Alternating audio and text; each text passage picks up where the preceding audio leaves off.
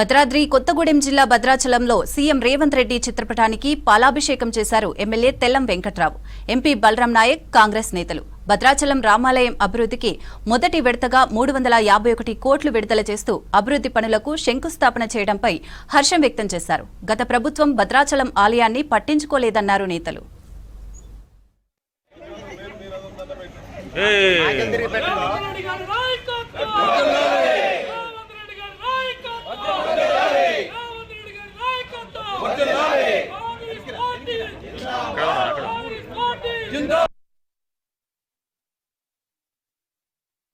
చాలా సంతోషం అనిపించింది నాకు.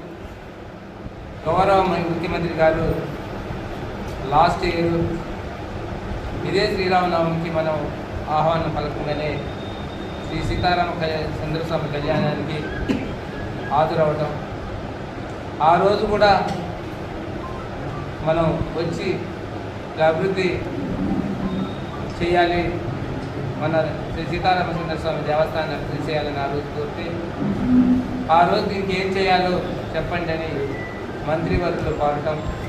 అదేవిధంగా ఆ రోజు ఎటువంటి ప్రకటన చేయలేదు. మనం ముందు ల్యాండ్ ఎక్విజిషన్ చేయండి, ల్యాండ్ ఎక్విజిషన్ తర్వాతే మనం ఒక ప్రామిస్ చేద్దాం, అభివృద్ధికి ముందుకు వెళ్దామని అనడం ఆ రోజు చాలా సంతోషం అనిపించింది. ఆ రోజు ఎటువంటి ప్రామిస్ చేయకుండా గత సంవత్సరంలో వెళ్ళిన వెంటనే ల్యాండ్ ఎక్విజిషన్కి సుమారుగా 36 కోట్ల రూపాయలని రిలీజ్ చేసి చుట్టుపక్కల ఉన్న హౌసెస్ ఏదైతే ఇల్లు ఉన్నాయో 41 ఇల్లుని మనం తీసివేయడం జరిగింది. మీకు అందరికీ తెలుసు. చాలా సంతోషంగా వాళ్ళకు కూడా ప్రత్యేకమైన ధన్యవాదాలు తెలుపుకుంటున్నాం మన భద్రాచలం తరఫున. ఎందుకంటే అభివృద్ధి కొరకు మేము ఎంతైనా ఇస్తామని ఆ ఇళ్ళ వాళ్ళు కూడా చాలా, ఎందుకంటే పూర్వం ఎన్నో 100 సంవత్సరాల నుంచి ఉన్న ఇళ్లను కూడా మనకు అభివృద్ధి కొరకు దానం చేయడం అనేది ఒక ప్రత్యేకమైన సందర్భంగా చెప్పాలి. ఎందుకంటే వాళ్ళకి త్యాగం చేశారు. ఈరోజు దేవస్థాన అభివృద్ధికి